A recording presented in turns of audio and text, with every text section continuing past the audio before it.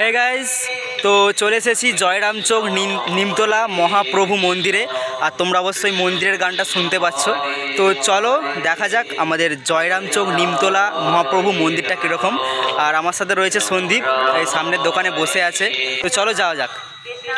তো আমি প্রথমে ভিডিওটা এই স্কুটিতে যাওয়ার সময়ই শুরু করেছিলাম, যেহেতু প্রায় 1 বছর পর আবার নতুন কোনো ভ্লগ ভিডিও বানাচ্ছি। তো ওখানে আমি কি নিজের মতো করে বলে যাচ্ছিলাম আমি নিজেই জানি না। তো এটা বলছিলাম যে আমার সাথে সন্দীপ রয়েছে। আর আজকের ওয়েদারটা ছিল পুরোপুরি মেঘলা আর প্রচুর বৃষ্টি পড়েছিল। তো ভিডিওর মধ্যে অতটা হয়তো ব্রাইটনেস আসবে না, যতটা ক্যাপচার করতে পেরেছি ওটাই তোমাদের সামনে তুলে ধরলাম।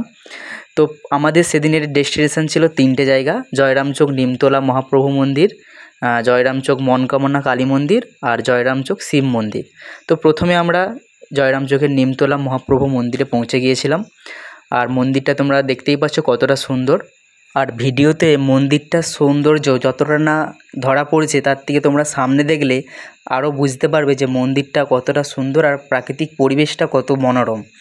আর মন্দিরের সামনে দেখতেই পাচ্ছ একটা নিম গাছ রয়েছে, যেই নিম গাছের জন্য এই মন্দির বিখ্যাত, নিমতলা মহাপ্রভু মন্দির।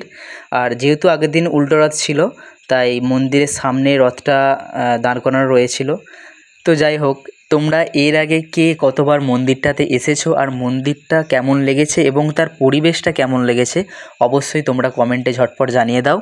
এরপর ওখানে আমরা বেশ কিছুটা সময় কাটানোর পর আমাদের পরবর্তী গন্তব্যস্থল জয়রাম চোকের নিমতলা মহাপ্রভু মন্দিরের সামনেই আরেকটি মন্দির, মনকামনা কালী মন্দির, যেটা একবারেই সামনে, তোমরা চাইলেই ওখান থেকে ঘুরে আসতে পারো।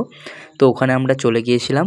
আর ওখানের মন্দিরটার কাঠামো ছিল অত্যন্ত সুন্দর। এটি মনকামনা কালী মন্দির নামে পরিচিত জয়রাম চোকের। তো ওখানে আমরা গিয়ে ঠাকুরের দর্শন করেছিলাম, তারপর কিছুটা সময় ওখানে কাটালাম এবং মন্দিরের ভিডিও ক্যাপচার করছিলাম। আর এখানের পরিবেশটা পুরোই নিরিবিলি, একদম শান্ত, একটা ভালো পরিবেশ। তো যাই হোক, তোমরা এই মন্দিরেও কে কে এসেছো অবশ্যই জানিও। এরপর আমরা চলে গিয়েছিলাম আমাদের লাস্ট ডেস্টিনেশান, যেটা হচ্ছে যে জয়রাম চোকের বিখ্যাত সেই শিব মন্দির, যেই শিব ঠাকুরটা তোমরা দেখতেই পাচ্ছ জলের ওপর পদ্ম ফুলের ওপর বসে আছে।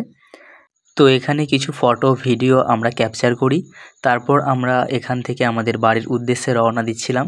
কিন্তু যেতে যেতে আমাদের চোখে পড়ে যায় এই সুন্দর ঝিলটি, যার ভিডিওটি আমি আগেই ফেসবুকে আপলোড করে দিয়েছি। তোমরা কারা কারা দেখেছো অবশ্যই কমেন্টে জানিও। তো ঝিলটি দূর থেকে এতটাই সুন্দর দেখাচ্ছিল যে আমরা এখানে না এসে থাকতে পারলাম না।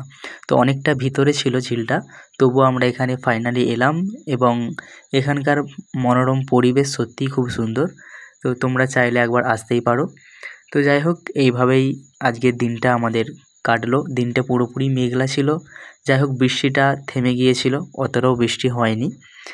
তো আজকের মতো ভ্লগটা এই পর্যন্তই, দেখা হবে অন্য কোনো একটা ভ্লগে। সবাই ভালো থাকবেন, সুস্থ থাকবেন।